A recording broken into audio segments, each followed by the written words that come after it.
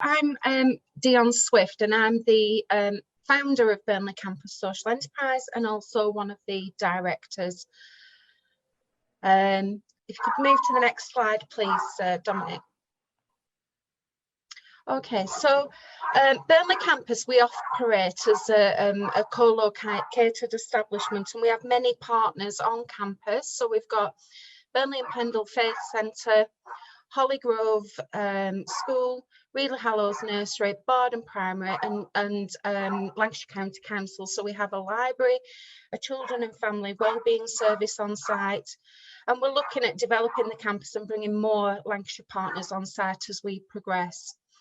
So all the partners came together really in 2006 as part of the BSF vision, and we were very adamant that we wanted the campus not only to be an education establishment but to be a community hub. So Burnley Campus really was a way of ensuring that there was a legal structure and a legal governance structure across the campus, so that we could promote working relationships across partners, that we could deliver extended services collectively, and we would look at other joint delivery of services such as catering, ICT, support services. And at the time in 2006, we had many different partners coming together on one campus. We wanted to manage the change process collectively. Next slide, Dominic. Okay, so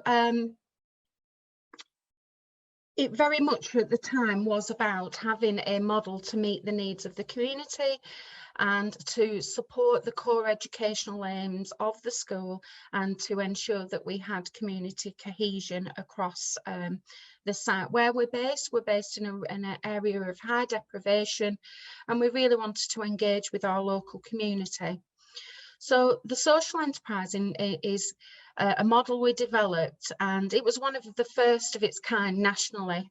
And I must admit, in 2006, it was quite scary looking at a social enterprise and thinking to ourselves, is this the model we want to go down? You know, do we have the capacity to run a business? And we quickly hit the ground running and found that yes, we did have that structure, and we could run extended services through the social enterprise model.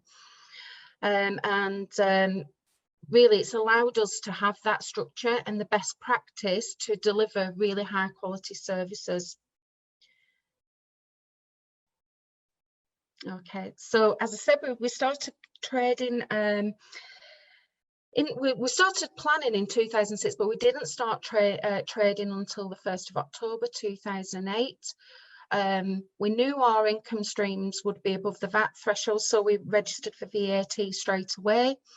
And we have a 3-year service delivery plan. So everything we do at the campus is part of our 3-year service delivery plan.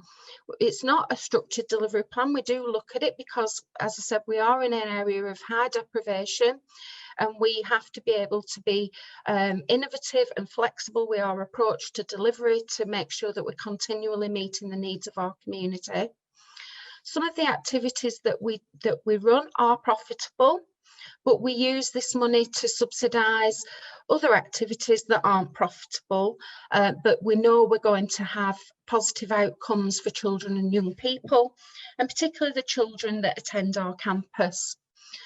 So the social enterprise, it brings together like-minded and visionary partners formally together on the campus, and it really does put us at the heart of the community.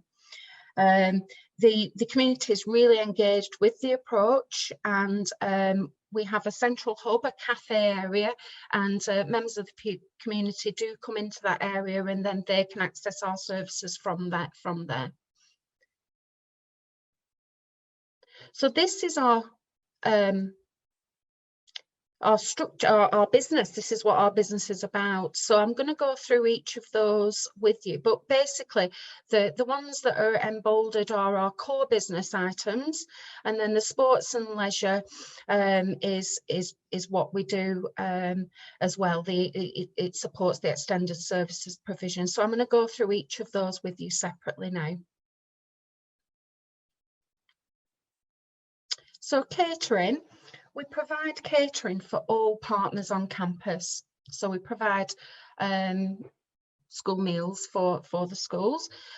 We charge for meals only, which is quite a significant saving for the partners. So we only charge them for the meals that we serve on that day. We run theme days on a regular basis, and we consult with all stakeholders. So we'll meet with pupils, we'll find out what foods they like, what foods they haven't tried. They always want mint ice cream. That seems like a really popular choice for the children. And we provide low cost, high quality meals. And doing it in-house means that we've got lots of economies of scale and that we can keep the prices down for the partners on campus.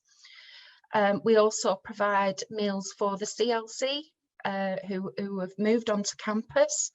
So we provide lots of catering for courses and for LCC staff. And we also support extracurricular activities. When the sixth form was based on site, we delivered the general studies programme part of that. We promote healthy eating campaigns. We run breakfast club, after school clubs, do taster sessions. And we've also done summer hunger campaigns, and we support the local food bank. So we also run at cost catering for very large events. So we've done some really big events actually where we've delivered 3-course meals. So we're set up to be able to deliver the small end and the larger scale events. And we also support local apprenticeship programs. So we have a good relationship with both the colleges in the area, and that we'll take on apprenticeships as well within our catering function. Thanks, Dion. Just to mention to everyone as well, obviously a lot of people on this call, obviously sports focusing around the kind of opening school facilities. We will get onto specifics, obviously with Dion on the sports and leisure facilities, but a couple of important points to notice or to notify you of on there is that consultation with young people, whether it is using your school facilities, your sports facilities, to obviously develop after school provision, to engage the wider community, ensuring that young people and the community are consulted in terms of what is and what is needed is really important, whether it is catering services or whether it is actually delivering and offering physical activity and sporting provision. So there's something we can all learn from that, really. And as Dion mentioned before, and what we found from phase 1 of opening school facilities as one of the active partnerships that piloted it, is yes, schools want to break even, and in some instances they want to make money off the facilities, and that's understandable, and there's nothing wrong with that at all. But in the main, schools use their facilities because they want to build rapport with their local community. They see their role as a community hub that's multifaceted and can support in many different ways. So there isn't a one-size-fits-all approach to obviously lettings. And the one thing I would say, regardless of whether it is for income generation purposes or to support the community and your pupils, is consultation in any form is really important to making sure that you get your offering, your pricing, whatever it might be, right. And that's really important.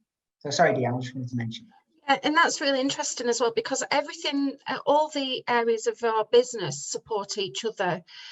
So the catering fits within the extended services provision because we're running summer schools, summer hunger campaigns. They all interpin and are connected to each other. So without one aspect of the business, we would struggle to be able to maintain the low fees we charge for lettings. So it's all connected. But yeah, you're absolutely right, Dominic. The consultation for us and the engagement with the community has been a key part of our success, really.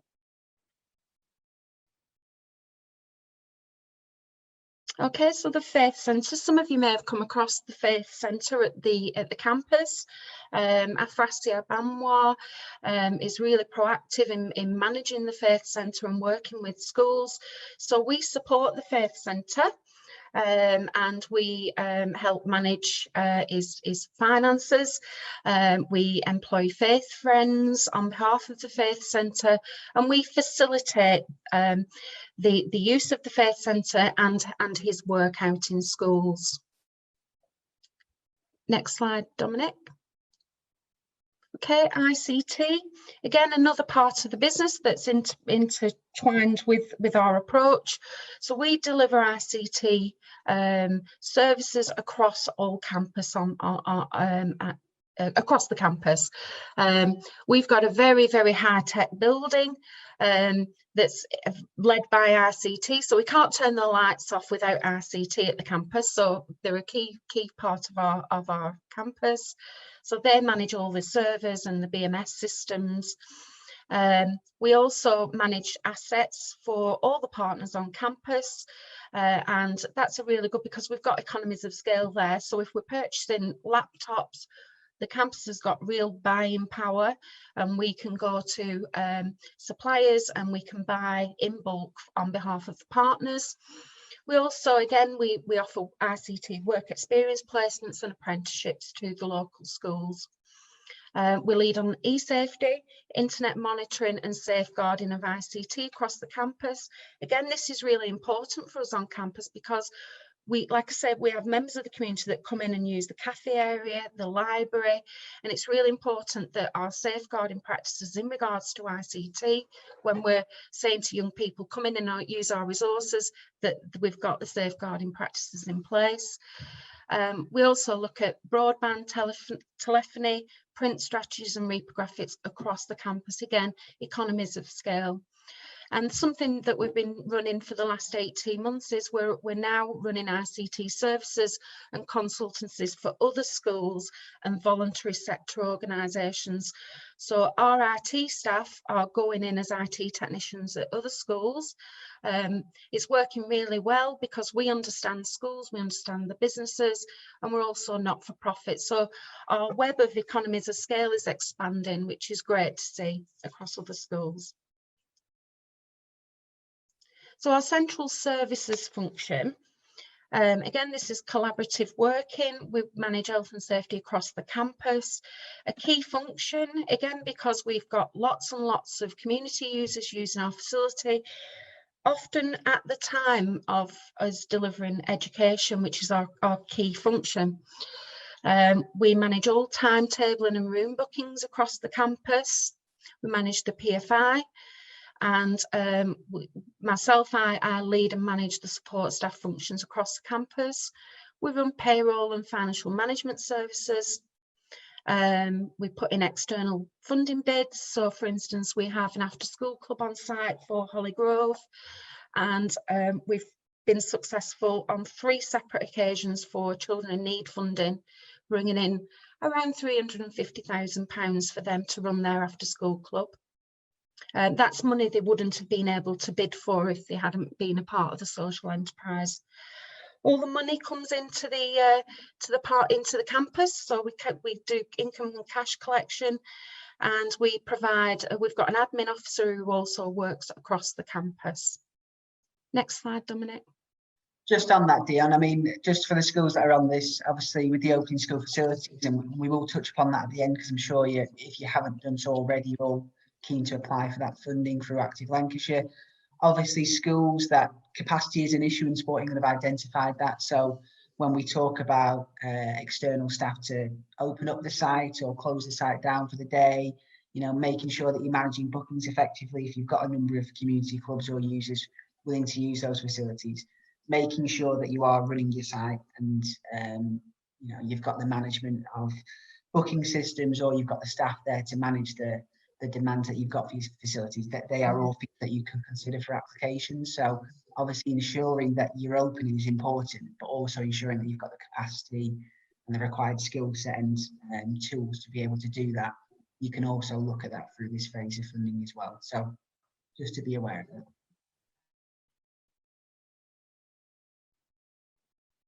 Okay, so moving on to extended services provision now. So the campus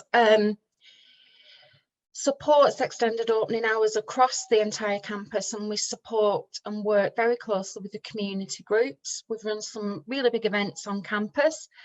We deliver adult education courses, and any money that we make through the social enterprise, we reinvest back into the campus, where that will purchase ICT, or will buy sports equipment, or will subsidise a project across the campus.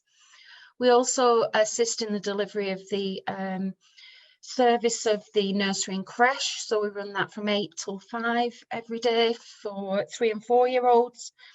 And the after school club provision, I've just mentioned that we got the Children in Need funding for that, but we run that as part of the social enterprise. Next slide, please, Dominic. Yeah, on the money that you put back into the campus through income generating, I mean, obviously schools might call that a sinking fund or a maintenance fund. Do you have a kind of, from the income that you generate, do you have a specific figure that you allocate and you ring fence to then put back into maintenance of equipment or purchasing, replenishing equipment? Do you have a specific figure, or do you ring fence certain amounts to do that? No, well, obviously at the moment it's very difficult because our income levels aren't as high as they have been previously. What we tend to do is at our annual general meeting, we'll look at the bottom end figure, the profit that we've made, and the directors make a decision on how we're going to use that money. So some of it we put to one side for a rainy day. So we want to be in a position where we've got 3 months' wages in the bank, being a responsible employer. And then the rest of it we will make decisions based on what we believe are the needs of the community at that particular time. So we'll say, right, well, we'll support the library service in running a reading club on a Wednesday evening and provide the staffing for that. So those are the kind of decisions, and it meets our needs on campus, because with the community the priorities do change. You know, we've had issues with behaviour across the campus, you know, with children using the facility in the evenings. So we've been able to employ youth workers to come in and work with those young people. And so it's those kind of decisions that we make collectively. So moving on to sports, leisure and conferencing. Sorry about the spelling mistake there. We do have a wide range of sports and leisure running every single day. So from 4 o'clock till 10 every single day, all day Saturday and Sunday. We're running dance lessons, netball, we've got rugby on the grass pitches. We've got teams arriving every 45 minutes to an hour to use the all-weather pitch, the sports hall. We've got people in and out of the gym. So it's really busy all the time.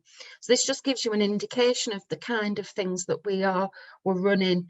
And really, if we had another all-weather pitch and another sports hall, we would be able to fill them. This is how popular it's been. So we're very blessed that the community is really engaged with our social enterprise. Okay, so we are not for profit. We do generate commercial profit in some areas of our business, but as I say, we always reinvest that back into the campus. We have around 175,000 community users per year. That's probably a conservative amount. And we're always looking at ways of how we can grow the business and how we can ensure stability. So stability and viability for a social enterprise is crucial. So we do reinvest back into the facility, and we currently employ 42 members of staff in various different roles. So it could be IT staff, catering staff, community assistants, teachers, admin staff. We've got a whole array of staff that we employ at the campus. And just on delivery for the schools that are on this, obviously a big focus of this new investment is around the after school provision, and Sport England and National Insight and data will tell you that those that do live in areas of high deprivation or maybe dealing with just generic life inequalities, they are the ones who've been most affected in terms of kind of activity levels. So if you are interested in kind of looking at that after school provision, focusing on those kind of young people that may have been affected by the pandemic the most, we are happy to look at applications for that. And that could be a traditional sports offering, you know, bringing in a rugby coach to deliver, you know, rugby activities. It could be something completely that the young people, and you've done some consultation, and the young people are telling you that they want to do something completely different, that maybe isn't your traditional sports activities. It might be kind of trampolining, or it might be Zumba classes, or whatever it might be, you know, to improve their mental health and their physical health as well. So just to be aware, obviously, that after school provision, consulting with young people, making sure that you are providing opportunities to those that maybe can't afford them typically, that is what this opportunity of this investment is all about, as well as opening up your facilities to ensure you can facilitate that. So just to be aware of that. Okay, so I wanted to just really say about some of our major achievements. And we've run community open days and fun days for the local community. So we've run them. They're an absolute killer. They're really hard work. And we probably get around 2,000 to 3,000 people every time we run a fun day. And it's all the partners on campus. They'll have a stall or they'll run activities, and we really engage with the community. It's good for staff as well. We the massive events, but it brings everybody together, and we treat it really as a celebration of the work we've done with the community. And it's really interesting. You get people from all different backgrounds, all different areas of Burnley, and they all come together on one day, and everybody gets on and has a really good fun time. So we are due to run another one at some point, maybe next year. And the campus, over the last 12 months hasn't been thriving due to the pandemic, but normally it's thriving. We've got excellent relationships across campus. We all have the same vision. We want the same thing. We want to engage with the community, and we all work together as a strategic group. So as Dominic mentioned before, I have a very different view on extended services, and I don't measure our success on profits. I measure the success of the social enterprise based on the outcomes and the difference we believe we are making within the community. So we do rate ourselves using the Social Enterprise Index, and we are in the top 15% of social enterprises in the country based on our outcomes, and we're really proud of that. For a little company in Burnley to have achieved that, it's something that we are really proud of. And in 2017, we decided to go for the Northwest Business Awards. We just wanted to test the water, really. And we won 2 awards. So we won Social Enterprise of the Year and Outstanding Woman in Business. So we were really, really proud, and it was great recognition for the staff, because our staff work really, really hard for us, and they believe in the company and they believe in our outcomes, and they all give 110% every single day, which is fantastic and something I'm really proud of. So I just wanted to share that with you. And Dion, that's something for any schools that are looking to run after school provision, or they're running opportunities for their pupils, is that regular consultation and feedback and insight. I mean, ensuring, what's being offered, is that right? Are they happy with the opportunities that they're being provided? And that regular consultation, seeking feedback, will always allow you to develop and improve your provision, and to just ensure that it is supporting the wider outcomes, not only the physical activity outcomes, which we know you'll be able to provide with these opportunities, but also, some of the schools that are on the call today, you might be in areas of high deprivation, walking home from school or walking to school, there might be the safety issue, or you might be working with a cohort of young people that are at risk of antisocial behaviour. So there's much wider outcomes to delivering sport and provision. And obviously that's what we're keen to explore as Active Lancashire, and help you facilitate and work with the schools to help you ensure that you can do that. So that's really good to hear, Dion. Yeah. Okay, so you're probably saying, why are we successful? But we have committed leadership and management. We do have drive from the partners on campus, and for, as I say, our staff. We're very clear on our vision and our business plan. We know what we want to do. We know how we're going to do it. We're also not afraid of trying new things.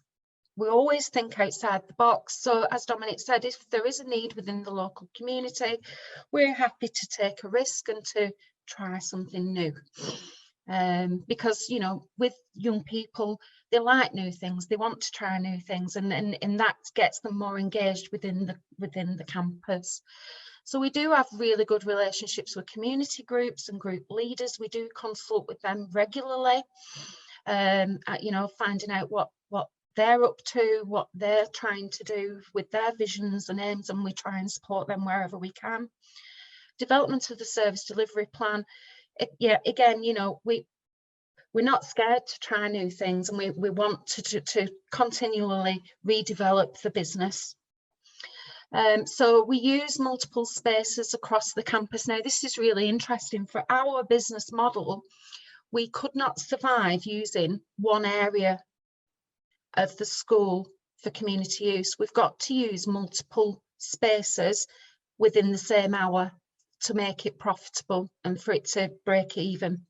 So we couldn't just, for instance, use the sports hall 10 till 11, and that wouldn't break even for our business model. We'd have to use the dance studio, the auditorium, and we're very lucky with space on the campus. We can do that, but that's our business model. It's very high cost for us to use the campus for 1 hour, so we've got to use multiple spaces. And I think, you know, other schools will find that as well, that it becomes more profitable the more business you're running within that hour. So we want to develop the full potential of the facility and generate income to benefit younger people and the wider community. And we want to share good practice. So we've done lots of consultancy work with other schools. Schools in London in particular were very interested in our business model. So we've done work with them, sharing our business model and our mistakes. You know, we quite have to hold our hands up and say this didn't work for us, but we tried this. So we do share our good practice and with other schools as well. Some really good points there, Dion. One, all the schools on this call now, you know, the fear of failure, Active Lancashire, Sport England are well aware that everything that we potentially may fund you for in terms of we want to try this and we want to run this after school club because this is what the young people are telling us. You know, we know fads and things change and young people's minds change. Don't be afraid if it doesn't go as planned initially, or you have to change what you're offering. That's absolutely fine. We'd rather you give something a go that might be a little bit outside the norm to support young people who you want to make a big positive impact on. So don't be afraid to try new things. You know, sport is becoming kind of less traditional. There's new ways to kind of incorporate ways to get young people and communities achieving those 60 active minutes. So be creative. You know, that sharing of good practice, it's not finalised yet, but we hope potentially kind of the end of this term, kind of term 3, the summer term, and potentially into kind of term 1 next year, that we might be able to call upon the expertise of Dion to share some good practice that we can potentially identify schools who might need some additional support. You know, so hopefully we can explore that opportunity with Dion and other people if they've got the relevant expertise. And also, as well as part of this funding, if it is that kind of lettings and generating income or opening up your school site at weekends or during the holiday for holiday provision, or to wider community groups, as Dion said there, you know, we want sport and physical activity and you to have a comprehensive community or after school provision. That's why we're doing this. But, you know, if through this you can get a site caretaker on and cover their costs, you know, in the short term, and that enables you to open up an IT suite where you can deliver some, I don't know, you know, Lancashire adult learning based maths and English courses, or, you know, you've got your Weight Watchers groups want to come in there and use your classrooms. That's all part of this as well. It's supporting the local community. It's, you know, that community cohesion. It's developing people's skills. So yes, we're concerned about the sport and physical activity element, but through this opportunity and this investment, if that allows you to open up more space, as Dion has said, then that's really good as well. That's something that we're keen to explore. Okay, so our future, as I said, we've got a clear 3-year business plan, and we want to ensure that we've got growth and development of the business. We can't stand still at Burnley campus, because if we do, you know, we feel that we'll be on the back foot. So we continue developing, implementing new and exciting activities, and we believe that our model could be used collaboratively across other schools. And we are looking at ways of which we can support schools in developing extended services, as Dominic's just said. As part of that, any schools on this call now you think, you know what, beyond the model or just the concept around community outcomes, improving well-being, supporting your local need, how do I do that? If you're interested, get in contact with me. And then, like I said, hopefully, you know, if Dion's got the capacity, we can potentially look at linking the two together and see if Dion can support.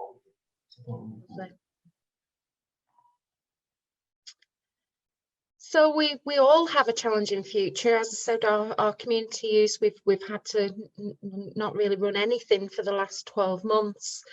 It's been extended services has been very, very limited. We are starting to reopen. We've been given the green light that we can do that, but with being a co-located campus, we have to be very, very careful how we do this, because we have to protect the education first of all. That's always our priority, education. And so the key to this really has been planning and continuing assessing, and we've had a phased return to community use, and we've been very careful about how we've done that. So I'm going to talk to you a little bit about how we've done the risk assessments and things that you may find useful as you perhaps start opening or are thinking about starting a community use project. Okay, so things to consider about reopening. First of all, I would say is your premises. So what areas are suitable to be used by the local community? This really, you could actually look at these as well if you were going to start a new project as well. You do need to take these things into consideration. Enhanced cleaning and hygiene. How are you going to ensure that people are cleaning their hands before they come in the building? Are you going to have a one-way system? Are you going to limit the number of people that come into your building? So we have dance on most evenings and weekends, and you'll get half the family coming with them while a child's undertaking dance. We don't allow parents in the building at the moment, so they drop them off at the door. Dance teacher picks them up there, takes the class to the dance studio, and then brings them back, and they get signed in, signed out.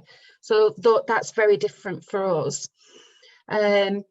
You know, what equipment are you going to be using? What's the cleaning regime for the equipment? So for a gym, who's going to wipe down that equipment after each time it's been used? And how are you going to communicate to community users? Signage, people don't tend to read signage, do they, unless they're looking for something. So how are you going to communicate to community users about how you're operating and what you want them to do within your area? Also undertaking a very thorough risk assessment. Our risk assessment took us quite a few days to do and to get right, but for us, we review our risk assessment daily, because things are changing daily at the moment, so it's a working document for us. Next slide, Dominic. Yeah, no worries. Again, just to re-emphasize the points, part of this funding is a COVID response as well. So limiting equipment, you know, those touch points. If you feel as a school that you need to purchase more sports equipment, because then you can replace it and then you can clean the other allocation, then that is part of this, absolutely. We would just need to ensure that that is for the initial main priority of that is the community usage of after school provision, not PE curriculum. But if then it complements that, amazing, that's great. So, you know, new sports equipment is part of that, because you might need more, because obviously, like Deanna just said, cross-contamination, whatever it might be, and mitigating those COVID risks. And again, PPE, cleaning equipment, you know, bringing someone in if you've got additional cleaning requirements, because the previous evening you've had a load of community groups come in. If you need to ensure that the safety of your pupils is paramount, which I'm sure it is, and that's the number one priority, then again, short-term capacity or resources to ensure that you can ensure your site is clean and its hygiene is paramount, then you can look at that as well as part of this investment. Yeah.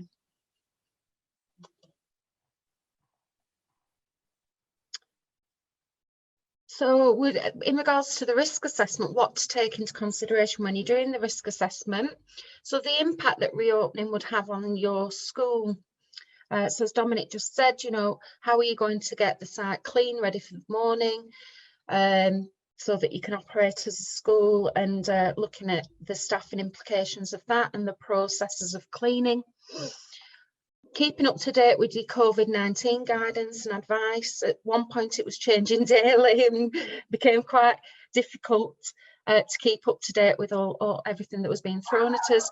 So looking at that, how are you going to maintain social distancing across your school and your premises? Looking at contractors and visitors on site. As I've said, we don't allow visitors on site now, we only allow the users in the building. How are you going to do your inspections and your testing, your servicing and maintenance? So, because things are being used more, so is everything being serviced at the right frequency. What are your fire and lockdown arrangements?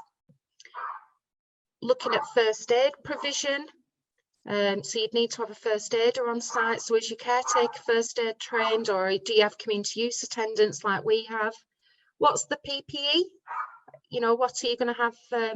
What PPE are you going to ask community users to use? Signage, as we've just discussed. Looking at airborne particles, you know, is there enough ventilation in the rooms that you're using for the number of people that are in that room? We've reduced the sizes of our groups, so the dance groups in particular, we've reduced the sizes of the groups because he would have, say, 35 to 40 children in the auditorium. We've reduced that down to 15 temporarily. The spread of germs on surfaces and furniture, so again, limiting the areas that community users are using at the moment will help with that. Impact on reduced staffing levels. You know, if staff are going to be off, how are you going to cover those? That's been a big issue with staff self-isolating. And then, you know, look at the operational arrangements in regards to how people are going to get in and out of your building. Toilet facilities, changing, refreshments, things like that. For us, we did a walkthrough.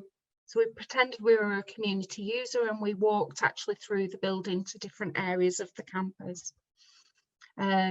So those are the things that I would say you need to take into consideration when undertaking a risk assessment. Again, Jasmine, I think you're back on the call now. Your neighbour's Bain School, just in terms of, like you mentioned, having a first aider on site, you know, as part of this, if you are looking to get a caretaker or you have got a caretaker, but you know, CPD and developing their skills. So if an issue did happen, their first aid training, again, CPD is really important, whether that's sport specific stuff to deliver the right after school provision, that is part of it, that's ensuring sustainability. But if it is those kind of core training, you know, safeguarding, first aid, it's really imperative that you need that. Then again, as part of the application, more than happy to fund that sort of stuff. And as Dion's mentioned, you know, you're limiting touch points, but obviously having that PPE equipment, again, additional resources and equipment to make sure that it's not being as touched as frequently, those touch points or equipment isn't being used kind of over and over again by the same users before it's being cleaned. And obviously it shouldn't be, you know, you've got to factor in your cleaning in between sessions or buffering sessions to allow you to do that. But again, just to re-emphasize that an element of this is in response to COVID. So if for whatever reason you want to open up facilities, but you need to put things in place to mitigate COVID risks, such as additional equipment, PPE, signage, one-way systems, track and trace, whatever it might be, if that's what you need, then obviously you can apply for funding. Okay, so operational management. So as I said, undertake a walkthrough of your areas being used. You may need to alter your timings of your groups that are coming into the building. So we have a 15-minute gap between groups now, so that we can get the team in to clean, we can wipe down door handles, clean the floors, those kind of things. So we've adjusted all our timings. Avoid unnecessary contact between users. So this is protect our staff as well, our dance instructors, community staff. We don't want them coming across people that they don't need to come across. So that's why we've implemented the signing in arrangement for the children arriving for activities. How are you going to manage track and trace? That's for us, with the numbers that we're getting through the community users, that's a big issue for us, is track and trace and making sure that's adhered to. We've actually passed that on to the group leaders, because each of our groups that use the facility have to have a group leader. So if there's any problems, we know who we go to. So it's the group leader's responsibility to ensure that they are adhering to track and trace. Community users, how are you going to let them know that things have changed, that we're operating differently? So it's really important to have that really good communication with your community users. And we've issued new agreements at the moment. So they've signed new user agreements to take into consideration COVID and the requirements of track and trace.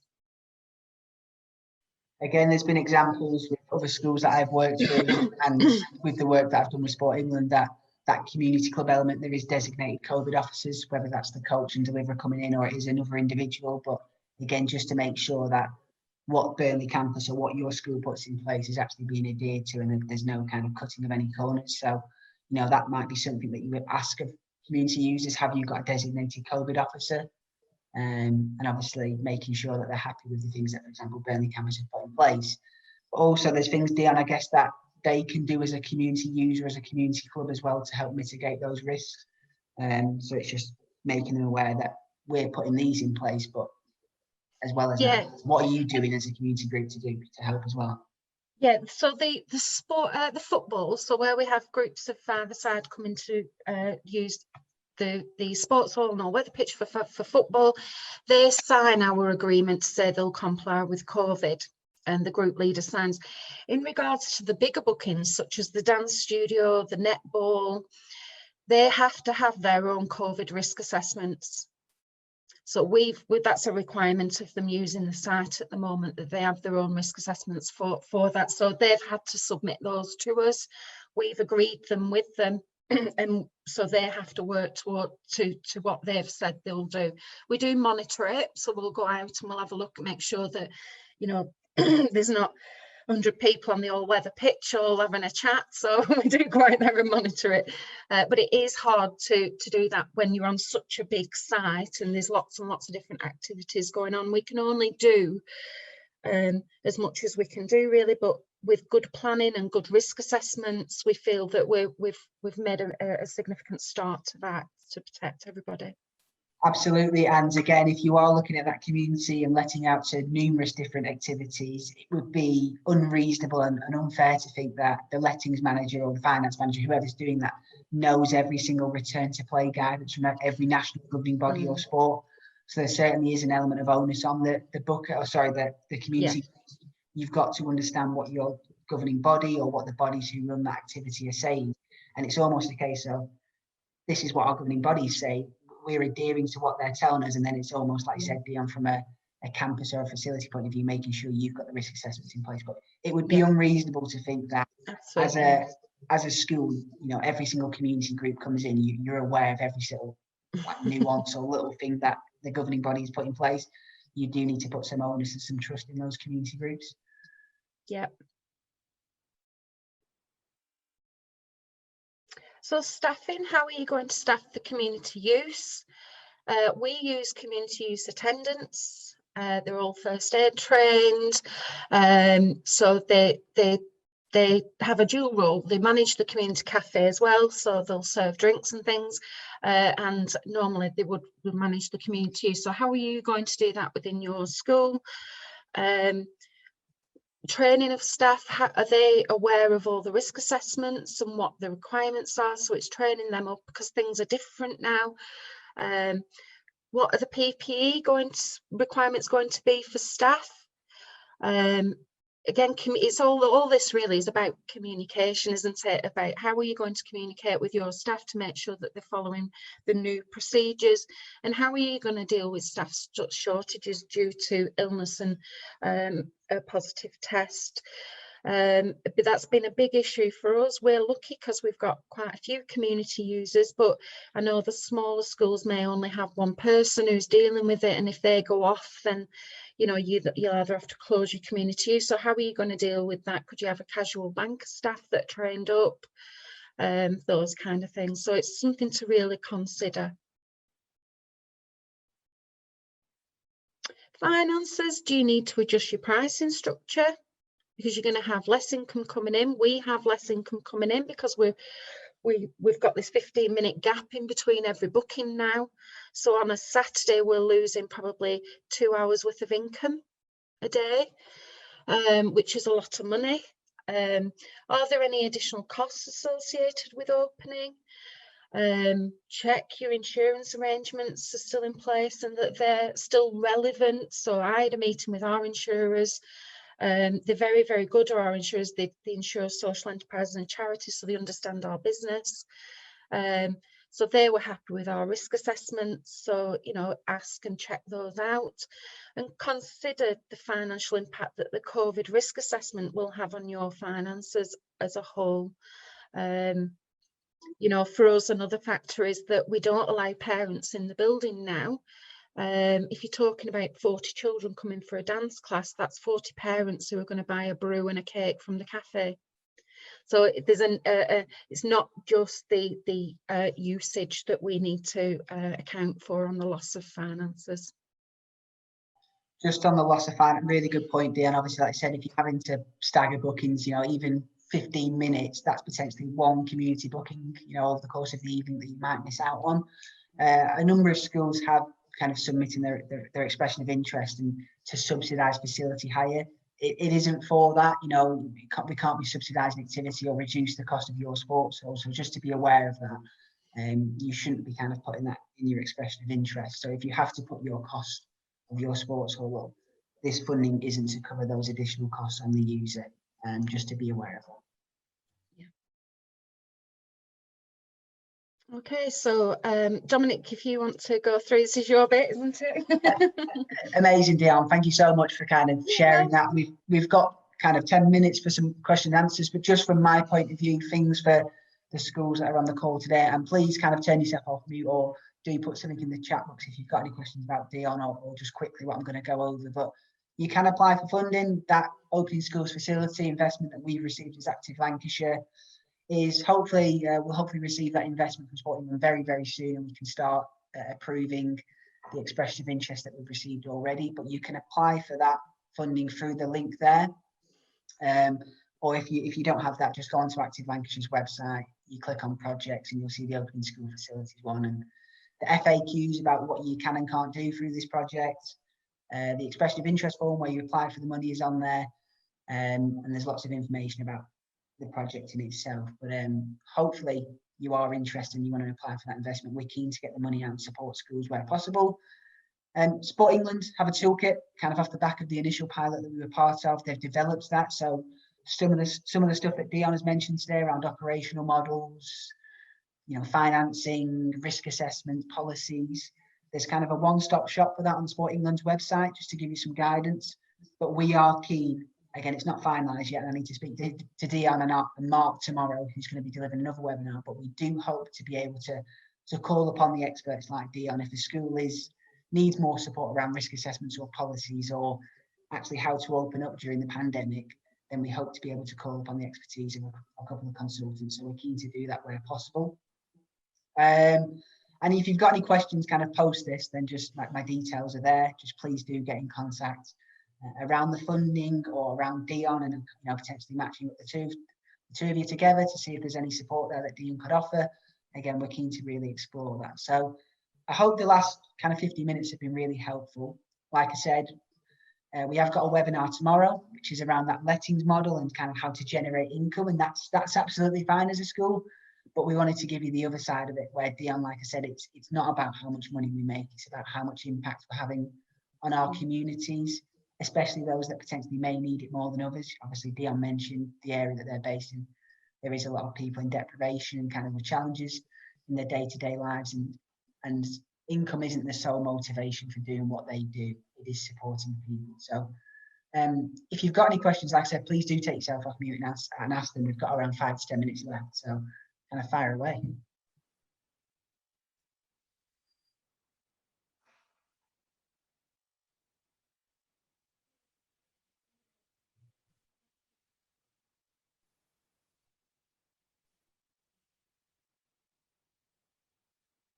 No, we'll leave it at that then. Dion, thank you so much for your time. You're welcome. Oh, we might have something in the chat box actually. Oh, none from Anastasia. No, thanks for letting us know, Anastasia. Like I said, please do get in contact. I will share these slides with the attendees. Like I said, we've had a number that haven't turned up, but the fact that we've recorded it, we will send this out. We will share it with schools across Lancashire. Again, if you do want to get in contact about your application going forward or any other work around this kind of area of expertise, then like I said, we're here to help schools across Lancashire with that. So thank you very much for attending. I hope you have a good afternoon. And like I said, please do get in touch if you need anything. And thanks, Dion. You're welcome. Good luck, everybody. Right, brilliant. See you later, guys.